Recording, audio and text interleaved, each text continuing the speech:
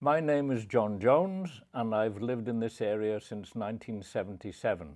My name is Cherry Jones and I've also lived in this area since 1977. We started off by living at Dan-y-Waller Study Centre, which I started off in 1977, and then we moved to a house called Glantladach, which is in Aber Village. I got involved with the hall, I suppose, first of all, attending some functions early after we came here. But after I became a member of the Community Council, then we held our meetings here and we got involved with the Hall Committee through that. I've been involved with the hall in various ways for 40 years or more, and I think I first of all got involved with WI because I wanted to meet people. Also at that time we started going to New Year's Eve dances that were arranged by the cricket club, so it was sort of all about the same time, and they were great fun, and we used to walk down from Aber, or from Dan-y-Waller then, to Talybont, and then this particular day it was snowy and somebody offered us a lift back and they had a white Rolls Royce that they'd borrowed, so we went back in style in this huge white Rolls Royce. So lots of memories, and that's going back, that would be the end of the 1970s. My involvement, a lot to do with the village, was to do with the Millennium and the Jubilee celebrations. And we had a big, quite a sizable concert here for the Millennium, of which I happened to be the chairman, and that was very successful. We had local acts and so on, which seemed to go down very well. And we followed that with a torchlight procession up onto the Allt, and we actually lit a beacon on that day of the Millennium. For the Jubilee, we wanted to have a beacon, but the National Park wouldn't let us have one. But a gorse bush miraculously went on fire when we were up there, which sort of seemed to serve the purpose very well. I've also been involved in writing rather tongue-in-cheek, shall we say, treasure hunts on 3 different occasions, which people seem to have quite enjoyed, maybe a slightly quirky sense of humour, but they seem to have gone down quite well. I've also given a couple of talks here as well. One, I suppose, one of the most, if you call it prestigious, was to the Brecon Beacons National Park Society, and I spoke to them during their annual general meeting.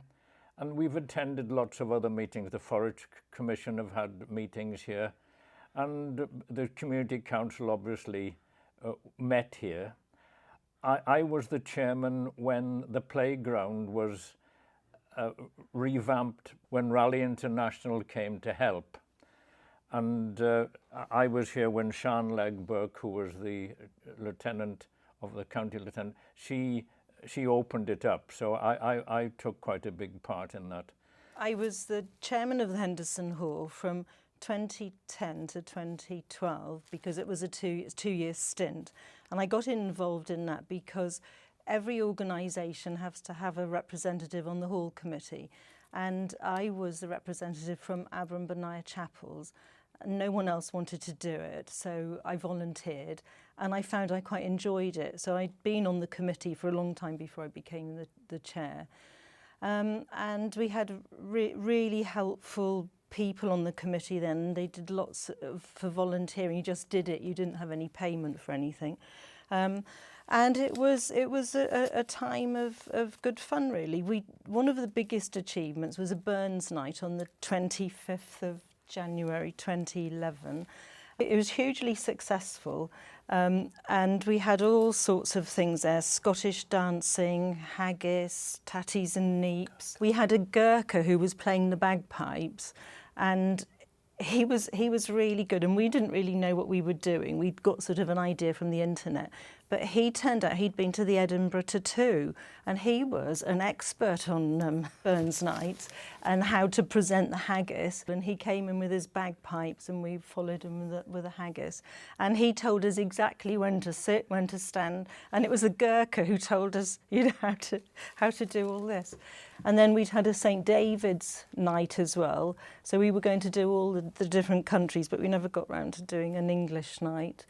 And then we also had Theatre Paris, and I think it was one of their last productions, and it was a sellout, and they'd brought their own seats in. It was tiered seating, and there were so many tickets we'd sold. It was a bit rackety going up to the back, and we had to sort of fit everybody in.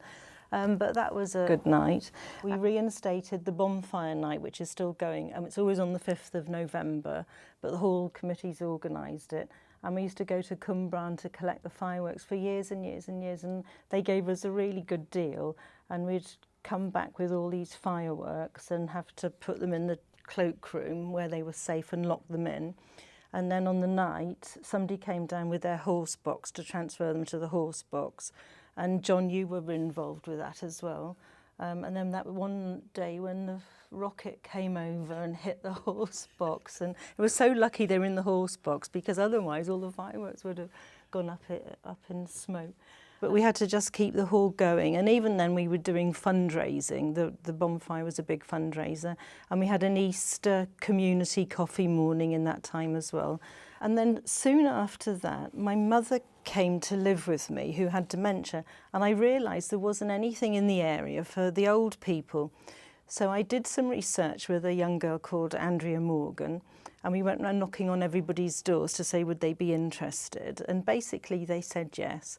So in 2010 we started Tea and Chat, and we still meet on a Monday afternoon, and so it'll be going for 10 years now, and that's been really successful. Obviously a few of them have passed on, but we've got some new ones.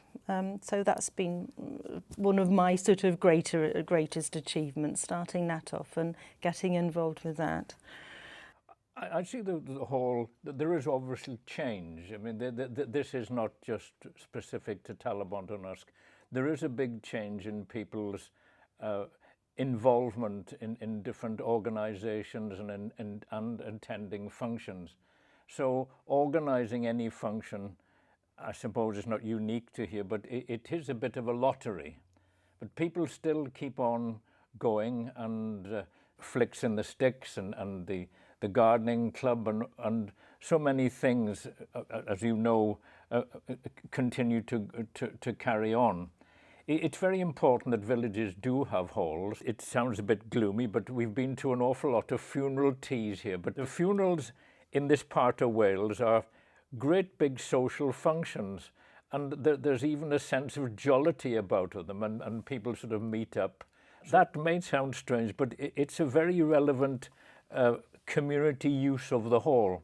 Equally and more celebratory, we've been to a couple of very jolly wedding receptions here as well, so it's certainly not all doom and gloom.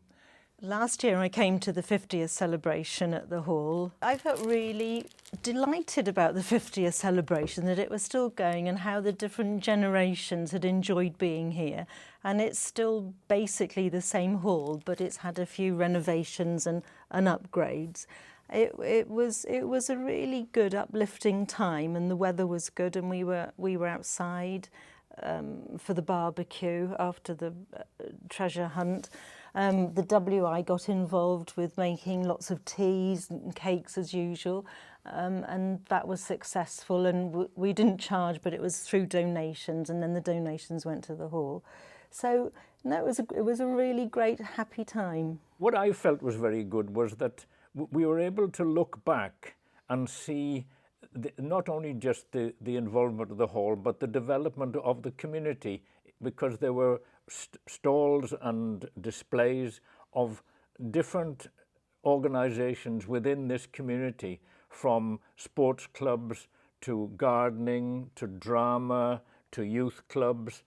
It was the whole gamut of life in this village going on, which was brought together within this hall. It was fascinating. It's difficult to know. We haven't got a sort of crystal ball to see what's going to carry on in the future. But this hall is the envy of a lot of other communities. It's such a versatile hall, and the recent work that's been done on it, it really is a huge asset to the community.